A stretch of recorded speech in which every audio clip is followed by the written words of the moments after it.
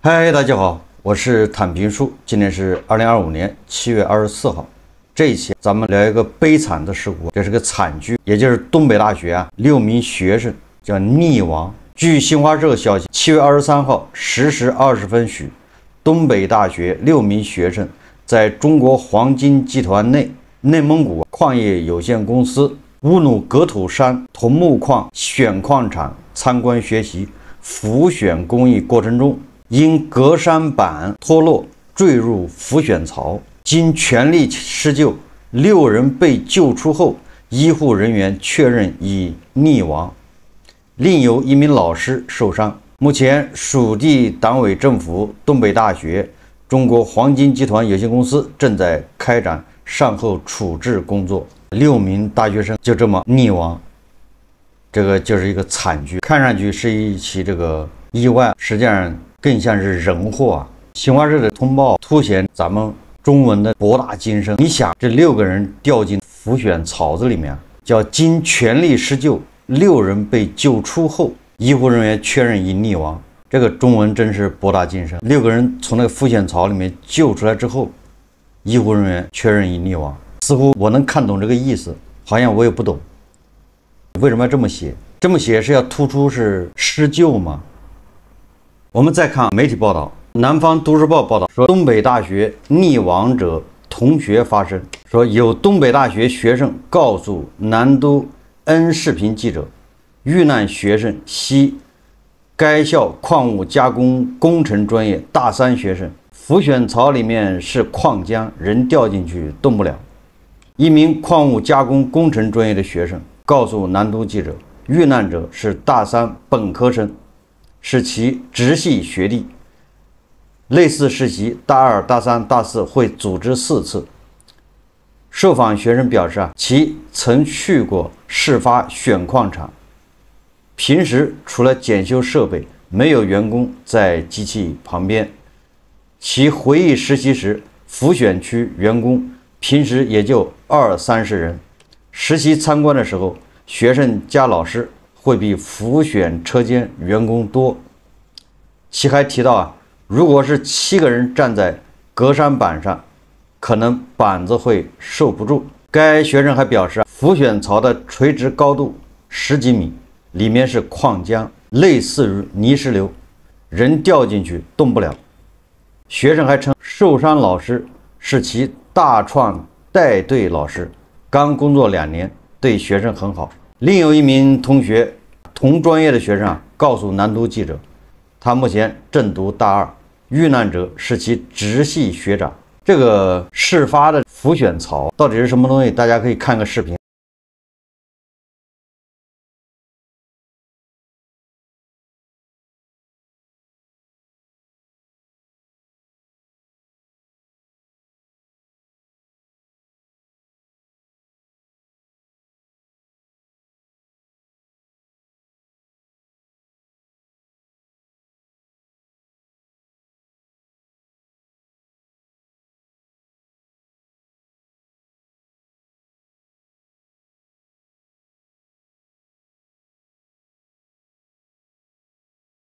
这是个悲剧。事后，中金黄金发布情况说明公告，因为中金黄金它是上市公司，出这么大的事故，必须第一时间披露。公司将充分关注事件进展，并及时履行信息披露义务。后续相关情况，请关注公司在指定的信息披露媒体上发布的信息。公司对事件不幸遇难者表示沉痛哀悼，对伤者和遇难者家属表示诚挚的慰问，并对此产生的社会影响深表歉意，也就是中金黄金致歉。就这个事情，我来谈谈我看法。类似的这种工厂环境这种事故，我还是比较有发言权的。所以我认为，如其说是一个事故，实际上它是个人祸。刚才大家也看了，隔山板，首先它本身就有安全隐患。如果这一次不是这几个学生出了事故，往后恐怕也有员工会掉下去。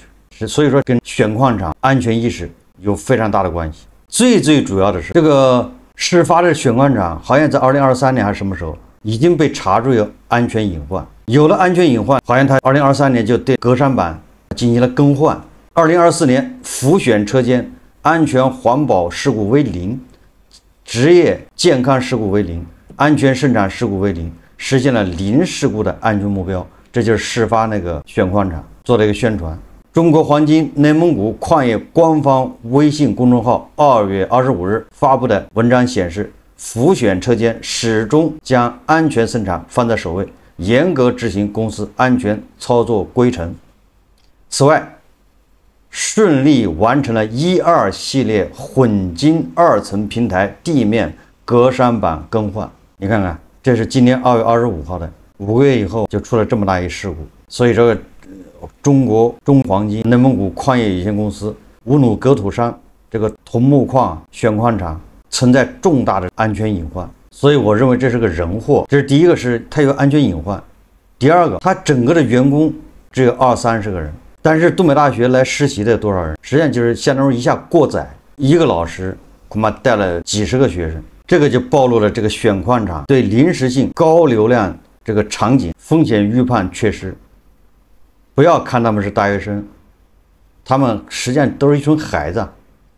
大3的学生才20岁不到，啥也不懂，没有什么安全意识的。结果你说你职工只有20人，结果突然来40多个大学生。首先，这种实习安排就有问题。这个有很多人他不知道，你没有去过这种恶劣的工作环境，所以很难，这个叫身临其境，这个感同身受。你恐怕知道拧螺丝的，比如富士康，或者是什么电子厂，或者蹬缝纫机，像这种选矿、什么采矿、冶炼，那环境是极其恶劣，事故高发，安全隐患比较大，稍有不慎都是要命的。所以说，在这种情况下，你安排这么多人去实习，本身这个就是一个隐患。这也是我为什么这是人祸啊！就像你一个危险的场所啊，突然来了一群孩子。你这个工作人员，你照顾不过来，所以不在格栅板上出事，就可能在别的地方出事。第三个，这个带队的老师，我觉得有问题。前2个跟选矿场跟企业有关系，现场管理混乱，现场管理就是没有安全意识，还涉嫌什么虚假安全宣传。2023年被通报格栅板沉重隐患，有安全隐患。2025年2月份还给他换了。宣传2024年零事故，结果就出了这么大一个事故啊！这不就是打脸吗？这不仅是打脸，这是给企业的一个重的一个教训。我为什么说带队老师有问题？你首先你看这个带队老师就很年轻，比他们学生就大2岁，工作才2年，本质上也是小孩，也是没有安全意识。你说浮选槽10几米高，那你说把学生带上去看啥？那有什么好看的？你不知道那很危险，你爬到10几米高，你腿都打颤。完了，下面是泥浆，大家记住了，那个不是水，是泥浆掉下去。我可以这么告诉你，是没得救。所以我对新华社写的那个，我是看不懂的。你掉下去就是宣告就死了。那泥浆啊，我不知道大家还记不记得，我小时候有个课文，好像红军过草地，爬雪山过草地，长征课文的名字我忘了，反正就有那个描写红军战士过草地的时候会踩叫沼泽地啊，踩到沼泽地之后就没得救了。如果你要救他，你也可能被拖下去了，只能眼睁睁的看着他陷下去，不能动，最后死了。我是有印象的，有描写沼泽地、浮选矿、泥浆，那比沼泽地还厉害。它里面还有各种药水、化学制剂，里面全是泥浆，浓度非常高，粘性非常大。你进去之后10几米深，只能慢慢陷下去。没得救，想一想都好残忍啊！所以我说这个老师他没有安全意识啊！你这浮选槽有什么好看的？有没有想过万一掉下去，你负得起这责任吗？现在恐怕是环境变了，无论是老师还是学生，都变得非常的老实本分，都是按照标准的奴才去培养的。看我的节目有好多年轻人，好多大学生，现在的教育培养的就是奴才，没有一点点的这种质疑的声音。这个质问，你说你东北大学的，你大3实习，我知道大3实习参观走马观花，你看一下就完了。你爬到浮选槽上面去看有什么好看的？所以我说这个老师没有安全意识，叫君子不立危墙之下。我这次把学生带出来，我要对他们的安全负责，首选考虑是安全。你进的是工厂，那工厂里面电子厂，你不是进办公区、写字楼、楼堂会所，安全这个风险比较小。工厂里面安全风险。你要一进工厂，就这种工厂啊，它到处贴的都是安全告示，操操作规程，各种各样的，你稍微出点事都是要命的。你带队，你把学生带到这种地方，就相当于上了战场，你得有这种意识。老师太年轻，这就是不负责任。我想起了我们以前大学实习，我们大2、大3、大4都要实习，其实跟东北大学是一样的。我们去实习，那都是去参观一下，只要有风险的地方，要么老师不带你去，要么老师带了我们自己不去，就远远的看一眼就完了。那多危险啊！随便蹦出来一个石子人，也可能把你砸伤了。都是沿着安全的路线走马观花参观一下，因为环境特别恶劣，意思一下就完了。我为什么这么说？因为绝大部分人大学毕业之后都不干本专业，70%、80%不知道干啥去了。你不知道这玩意儿搞那么明白有什么用？你还非看看那个复线槽里有啥，脑补一下就完了吗？第4个跟这些学生也有关系。我刚才已经说了，现在的学生越来越老实，这个小绵羊一样，老师让干啥就干啥，他自己也不知道这个很危险，万一掉下去你没命了。我为啥要这么较劲？有什么好看的？爬10几米高，要是我肯定会反对。我找个借口，我说我肚子疼、头晕，我是不会爬的。很多网友知道我这个大学一毕业就分到干厂，我为什么从干厂辞职？我为什么放弃国家干部的身份？因为那工作环境太恶劣啊，对吧？我实习的时候就知道这个环境非常恶劣，我去过。但是真把我分到那个干厂，我在那个干厂，我一进去，虽然穿的是劳保鞋，头上戴着安全帽，但是我发现那个干厂里面就不是人待的地方，天上是钢包，那个行车吊着钢包，我在这个上面呼呼的过，那种钢包都是几百吨的。我还想这玩意儿掉下来，那一车间人都活不了，我就担心它掉下来，你跑都跑不了。不想说掉下来，那钢包穿包事件，钢水把那个钢包融通了，从那钢包里穿出来，你那整个车间的人活不成。这是钢包，完了地下还倒着大坑，你知道吧？大坑不算，完了里面还有小火车在跑，咣咣当的，稍一不慎。所以说你一到那个环境，你就发现人的生命太渺小了，你随便碰一下就没了。所以我去了之后，我就觉得我没有办法在这个地方待，我辛辛苦苦上了几年大学，难道就跑来干这个吗？太危险。后来到办公室，但是你难免要下车间，那都危险。这就是我为什么这个不干的，从国企出来原因之一。当然还有一个原因就是待遇太低，收入太低，那个时候只有300块一个月，拿着这么低的工资，完了玩命在那儿。关键有危险，不是说你工作累，不是说你辛苦，关键它有生命危险。所以我即便是国家干部我也不要了，我回到北京打工。那是1999年，我在长安街上看着长安街两边的高楼，那时候高楼还不多，我认为我上班就应该在这种地方上班。现在的学生太老实，我们以前实习的时候，只要觉得危险的地方，肯定是不去的。那些学习好的，那些喜欢学习的，跟着老师后面愿意看。那像我们这种人，那就躲得远远的，能偷懒就偷懒，能绕着走就绕着走，绝不过去看。我记得我一个女同学精工实习，很多工科生都知道，车铣刨磨、机床、车床、铣床、刨床，都得会用，车个螺丝、车个螺母，就干这事。那玩意儿电光火石的，火星四溅，很危险的。我们一个女同学就特别厉害，艺高人胆大，实际上就是糊涂胆大，下手没轻没重的，所以她一操作，火光，机器都要冒烟，特别吓人。那动不动还跟我们分到一个组，一般的分到一个组，你还配合，她在干，你在旁边参观还得看。但这个女同学跟我们分到一组的时候，反正就她一个人操作，我们在一个安全的地方躲起来，在那偷窥，看她差不多已经做完了，我们再出来。危险，指不定什么东西铁屑或者什么东西飞一下，你眼睛就瞎了，脑袋就开花，这是开玩笑的吗？所以他一操作，我们都躲起来，怕了他。我们实习的时候也参观那个高炉，那高炉有什么好看的？所以我是不上去的。当然我们带队老师也挺有意思的，一看我们都不上，他也不上去了。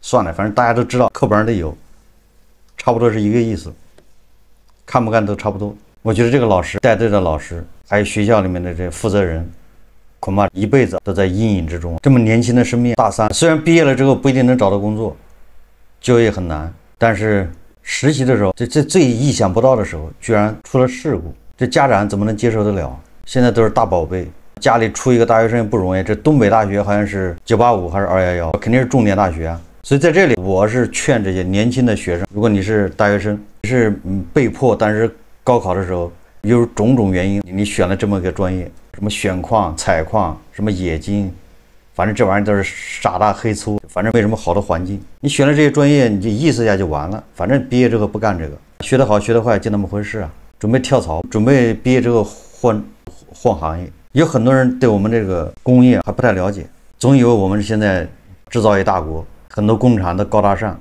实际上我们也不能说，有的行业确实比较高大上，全自动化、无尘车间，有黑灯工厂，确实有，不能说没有。但是我们很多行业，尤其是冶金行业，什么选矿、采矿，工作环境是非常恶劣，你都想象不到那种恶劣，而且非常落后。所以说这个世界是个草台班子，你表面上看很光鲜，中金、黄金上市公司那一年盈利都是多少亿，你看看都是金玉其表，败絮其中。这些工厂这个事故频发，我因为工作关系，我下过矿井，我也参观过这个选矿场，但是我就没有去过什么复选槽，我是不会上去看的。我要想看，我让他们拍视频给我看，或者拍照片。企业的安全意识丧失，学校安全意识丧失，叫集体丧失，老师学生也没有安全意识，那政府的监督也是流于形式，所以这样一出事就是大事故啊！6个学生啊，生命是本来可以避免的，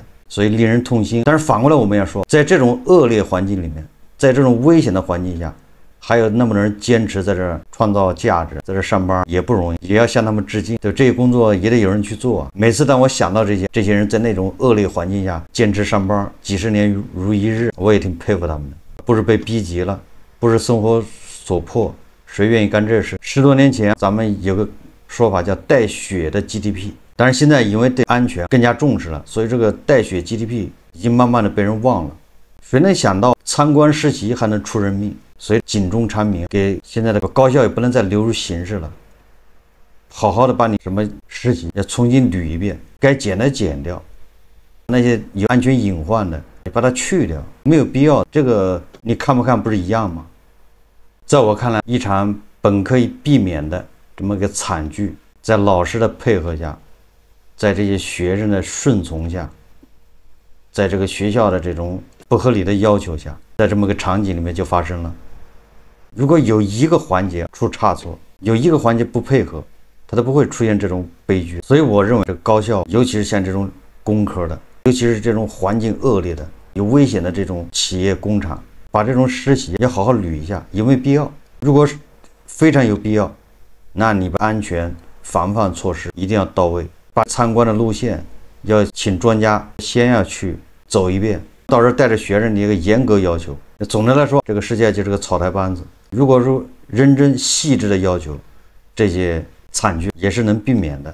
最后我想说的，虽然现在工作难找，一毕业就失业，但是我也建议这些东北大学或者是其他大学的读这种专业的，没有必要跟他较劲。第一个，就像这种专业啊，它对口的企业那些地方都不是什么好地方，比较落后。你想，它这都在矿区，选矿场肯定在矿区，那地方离什么大城市、离中心城市的比较远，那你为什么去那儿上班？不管你是什么原因选的这个专业，选的这样的学校，只要你那个工作环境比较恶劣，对吧？离这个城市又远，环境又恶劣又危险，那还是趁早改行。说来说去，还是企业、学校、政府对生命的漠视。当然了，也有自身的原因，君子不立危墙之下呀。当你感觉到有危险的时候，或者可能有危险，你就应该提出反对意见。不管怎么说，这是一场惨剧，难以想象，比那个沼泽地还要恐怖10倍。不仅有泥浆，还有各种毒气，因为它二氧化硫，它里面还滚动的机械，什么刀片、什么搅拌，太惨。好，这期节目咱们就聊到这里，感谢大家收看。如果喜欢我的节目，欢迎订阅转发，也可以在下方留言评论，谢谢大家。